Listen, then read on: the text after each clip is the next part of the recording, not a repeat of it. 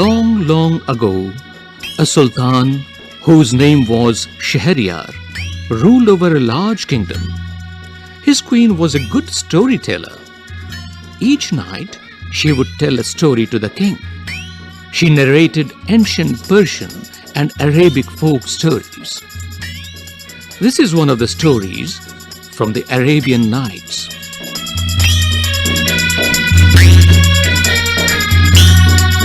This is the story about a man who cannot stop talking.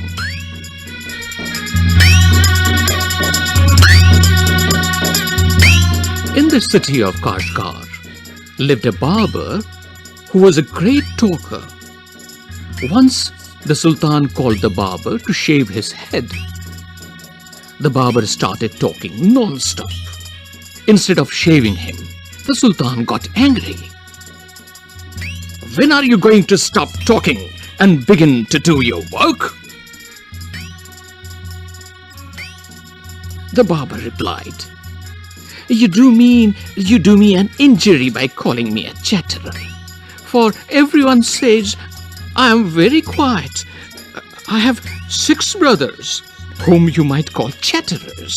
Their names are Bakbon, Bakburia, Bakbak, Al-Kuz, Al-Nashi, and Shakabak.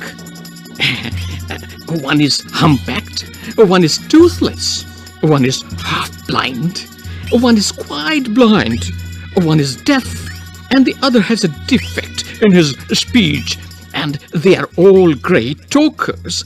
But I am the youngest of my family, and I am very quiet and sparing with words.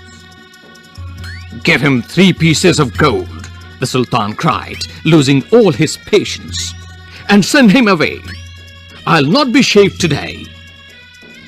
"My master," cried the barber, "it was not I who came to seek you. It was you who ordered me to come.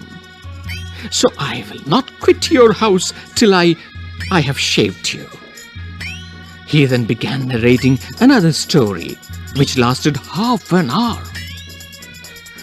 "Stop making your fine speeches and let me go quickly. I have an affair of the greatest importance. I have to go out at noon," said the sultan. When he saw that the sultan was really angry with him, the barber said, "Oh, master, do not be angry. I'll begin to shave you."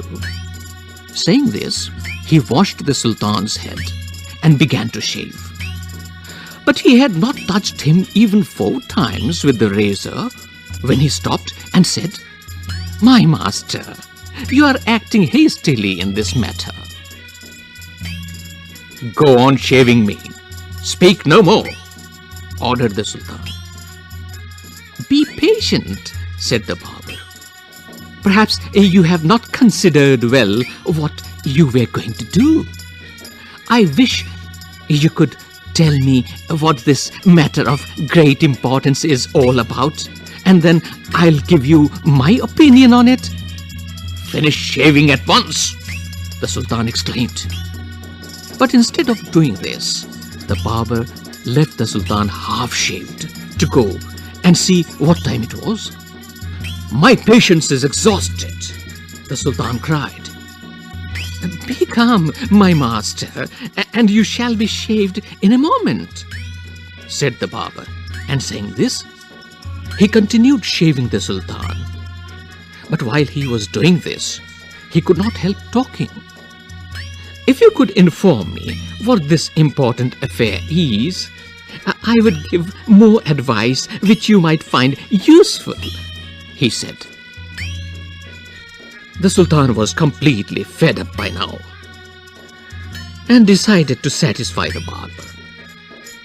He told him that he was giving a feast to some friends at noon, which was why he was in a hurry to leave. When the barber heard the sultan mention a feast, he exclaimed, "That reminds me. Yesterday, I invited 4 or 5 friends to come to my house today. But I had quite forgotten it. and have not made any preparations for them. The Sultan, who was at the mercy of the barber, was ready to do anything to be rid of him. "Be quick and finish your work," the Sultan replied, "and you shall have all the food that has been prepared for me today." "Please show me the food so that I may judge if it is enough for my 5 friends." "I have enough food for you," the Sultan exclaimed. But he ordered that all the food prepared for his feast be brought in. The barber looked over the food and said, "This is very good, but I shall want some fruit for the dessert also." The Sultan, in desperation, since his head was half-shaved, ordered that the fruits should also be brought in. The barber left off shaving the Sultan to examine each dish separately.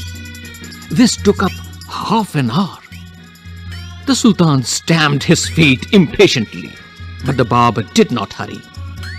At length, however, he again took up the razor, but after a few minutes of work, stopped suddenly and cried, I never knew that you were so generous."